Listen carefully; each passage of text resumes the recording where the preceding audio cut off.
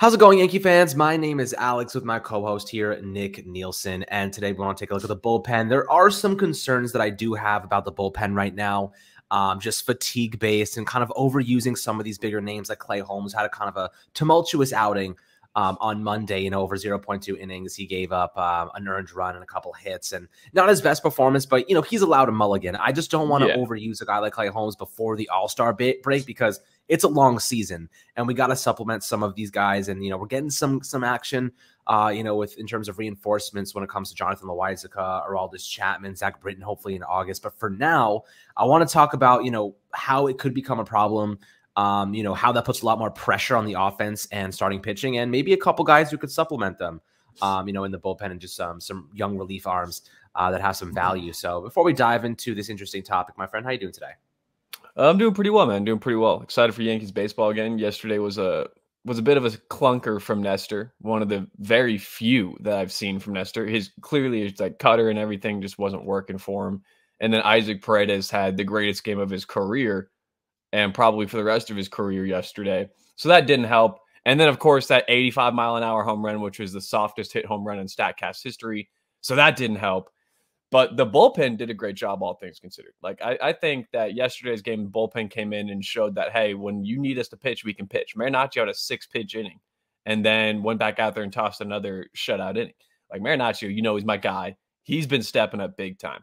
So I'm really excited to talk about this episode because there is a problem, I do think, in that now it's gotten to the point where Marinaccio is one of the most trusted guys in the bullpen, and he's a rookie, and he's got 16 career innings.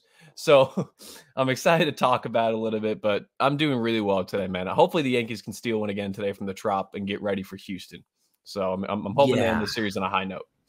Me too. I mean, it would be a big to win this series, head back to the Bronx in 4 games. Against Houston, then Oakland after that. So some pretty nice little home stretch there where we can get back on the groove and have the home fans. We got to sweep Oakland. Oh, God. We got to sweep Oakland. And man, you know what? You just hit on Ron Marinaccio, and props to you for standing by this man even during his struggles. He had a 9 or double-digit ERA at one point. Now he's down to 2.81. 10.69 strikeouts per nine rather. He hasn't given a home run this season over 16 innings, 73.7% left on base rate, and a 36% ground ball rate. The guy's that's what I love. That he doesn't give up a home run. His gripe is his walks. He struggles with his walks. His slider, honestly, is not a great pitch right now. It doesn't get the break it does, and he really only throws it to righties. And even then, it's not great. One of them against, I want to say, I think it was against the Blue Jays where he threw his slider high and inside to Gurriel and he just swung under it and completely missed. That's not a great pitch, but it got him out. However, since the May 29th debacle against Tampa, where, he came in with runners on a first and second and then walked 2 guys and walked on a run. And it's what's going on? Since that day, he's had 6 appearances, 8 2/3 innings pitched, 0 earned runs, an 8.3 K over 9. And has the second highest win probability added of a reliever on the Yankees behind Mike King in that stretch. So it's he's doing what we want him to do. The only problem I have with that is that it's I think he's cut out for this. I mean, I think that he can do this shit. He's the Don of the bullpen. Ron Marinaccio, the Don. Got the look for it. He's got the look for it. But the only thing I'm a little bit worried about is that are we putting too much pressure on him too quickly? Marinaccio now is being used in 7th, 8th innings for multiple innings in close games that we could still win. And I'm fine with that because I think we should toss him into the fire. I mean, it's like the uncle at the pool where it's you just kick the kid in and say, swim, you can do it. That's how I learned. I'm worried because he's my 3rd, 4th most trusted reliever. He and Wandy are now kind of a toss-up because Wandy's last couple of games haven't been as nails as he usually is. But after that, we have a problem. After that, it's Schmidt, Benuelos maybe getting sent down when we get someone called up. Aroldis, even when he pitched, he wasn't very good. Litke, I don't trust at all. Miguel Castro, I don't trust at all. There's some problems with this bullpen, man. Who do you think needs to step up most? How do we attack this kind of stirring issue? That's a great question. And if I was Aaron Boone, I would really, really, really, really try to limit how much you're using Clay Holmes right now because the Yankees can afford to lose games right now, right? They have a 12-game cushion in the AL East. They need to rely on it's insane. 6 games in the above the Mets in Major League Baseball. They've lost 2 of the last 3, but they still haven't lost any ground, luckily. That's their worst stretch in a while. Is 2 out of 3. It's exactly. So if I'm Aaron Boone, this is the way I'm approaching this. I'm saying, look, we have the best, if not one of the top 5 best offenses in baseball. They've got to come around. When Stanton starts hitting, this team isn't going to lose games because of pitching. They're going to lose games because their offense isn't clicking on the rare occurrence that happens, right? Stanton's been pretty bad over the last couple of games since his return from the injured list. This month, he's been pretty bad. But here's the thing. There's a couple of guys I'd like to rely on. I think that right now, Michael King, he comes in. He's having a tremendous June, by the way. He's given up 1 hit this month. He's insane. And he's also, he can pitch multiple innings, and he's one of those guys that you don't have to sit on if he pitched yesterday, if that makes sense. Like, because if he pitched yesterday, he could still pitch today, is what I'm trying to say. He can do multiple innings, right? Because he was a starter, and he still wants to be a starter. He's got 5 pitches, so he can easily pitch 2-3 innings, sometimes back-to-back games. And I think King is the big key to this bullpen. If we figure out how to use King properly, honestly, we've been using him really well, but I could see a little bit of an increase in his usage, and I think it'd benefit the bullpen a ton, because that means we wouldn't have to go to Licky or go to Castro in a 1-run game. So here's the thing about Michael King, and this is how I see the Yankees utilizing him properly. He's the guy you want to keep him rested, because if a starting pitcher gets knocked around, has a high pitch count going into the 4th, 5th inning, he's the guy you want getting them to the 7th and 8th inning, right? He's the guy you want going 2, even maybe 3 innings if you can. So you'd rather him than Schmidt for that role? Because I think Schmidt did pretty well in that role so far. With that long relief, if we have a dud start kind of. Yeah, totally. And I think that the 2 guys, and that's kind of where I was going with this, is the 2 guys I think the Yankees have to rely on is Clark Schmidt and Ron Marinaccio to do that role exactly. Michael King's going to maintain his role, but you also can't overdo it with him, because, if you lose Michael King, you're in trouble. You got to make sure he's healthy. You got to make sure he's doing well. Like, you such a double-edged sword, man. Because it's like when you have your best bullpen arms, and you know that these guys can throw like back-to-back days and multi-innings.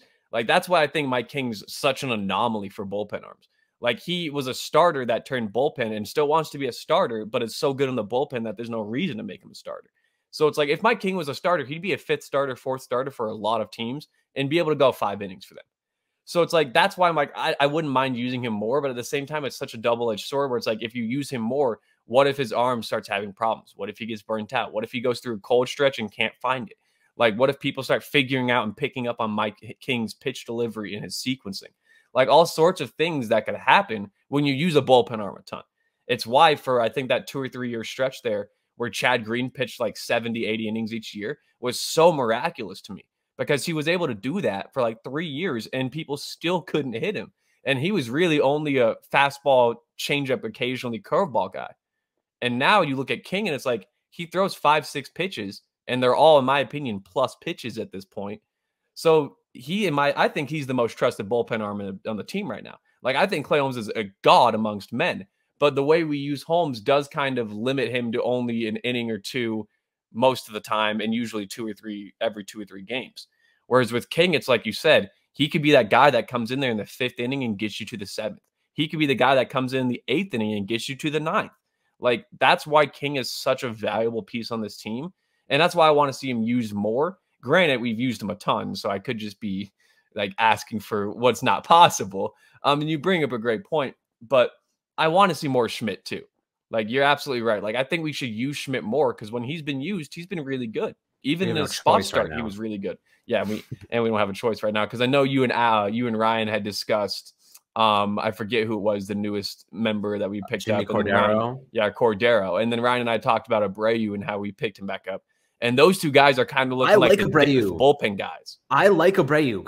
Okay, for the record, Matt Blake has not had a chance to work with Albert Abreu. He has high velocity. He throws a sinker and a slider. Get him in the lab with Matt Blake and let's see if he changes. Okay, I have faith in Albert Abreu because of Matt Blake, and he also has experience at the Major League Baseball level, more so than Ron Marinaccio. And here's the thing about Ron Marinaccio. I love what he's doing so far, but you cannot let him go through the lineup twice, because he only has 2 good pitches, and that's his changeup or his off-speed pitch and his fastball, and he only throws a 4-seamer. So that slider is not good enough. Like, for example, I'll give you the numbers. 4-seam fastball, batters are hitting 143 against. changeup, just 0.045, 0.045. I don't know how to say that. And then that's slider, actually insane. Slider, batters are hitting 250 against him. So that changeup and that 4-seam fastball, so those two changeup fastball, best pitches. But when you've seen that already, those two pitches already, you come up around the next time and you know how to hit this guy. You cannot let him get through the second order twice. He's a one inning, 2 innings max type of pitcher. Yes, if he gets through the first group fast enough. So that's my opinion on him. And like, I think that, but I will say, like, having Marinaccio be able to be that guy now is huge for this team, because after that Rays blow up on 5/29, he got sent down for a couple of days.